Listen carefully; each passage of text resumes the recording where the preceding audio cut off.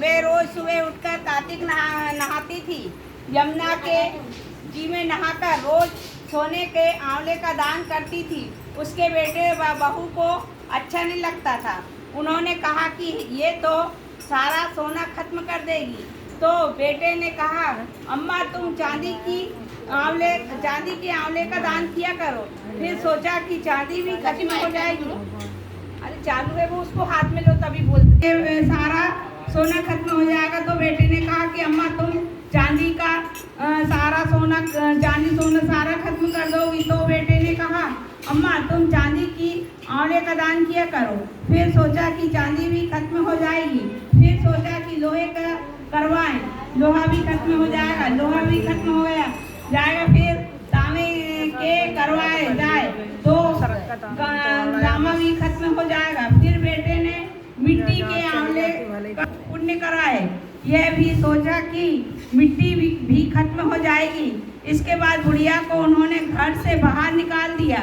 बुढ़िया का तो नियम था कि जब तक नहाकर आंवले का दान नहीं करती तब तक वे खाना नहीं खाती थी। बुढ़िया यमुना किनारे पड़ी रहती थी और बालू रेत के आंवले का बनाकर दान कर देती थी। इस नियम को देखकर भगवान बहुत खुश हुए। भगवान ने बुढ़िया के लिए एक मकान बनवाना शुरू करवाया। उसी मकान में बुढ़िया भी रहने लगी। उधर बेटे बहू ने जब बुढ़िया को घर से निकाला था तभी से उनकी बुरी हालत हो गई। एक एक दाने को तरसने लगे। वे घर छोड़कर काम धंधे को तलाश में निकल पड़ा। पहुँचते पहुँचते वह बुढ़िया का जो मकान बन रहा था वहीं पहुँच गए और ईंट गिलोर का काम करने लगे।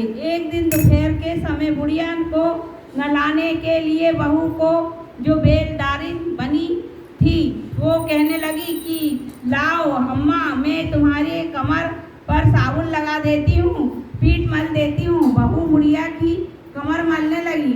उसी बुढ़िया के कमर पर मसा दिखाई दी। बहू की आंखों में से आंसू निकल कर बुढ़िया की कमर पर पीठ पर पड़ने लगी। बुढ़िया बोली, बहू ये गरम पानी की बूंद कहाँ से आई है? बहू ने कहा, अम्मा तुम्हारी कमर पर जो मसा है उसको देखकर मुझे अपनी सास की याद आने लगी है।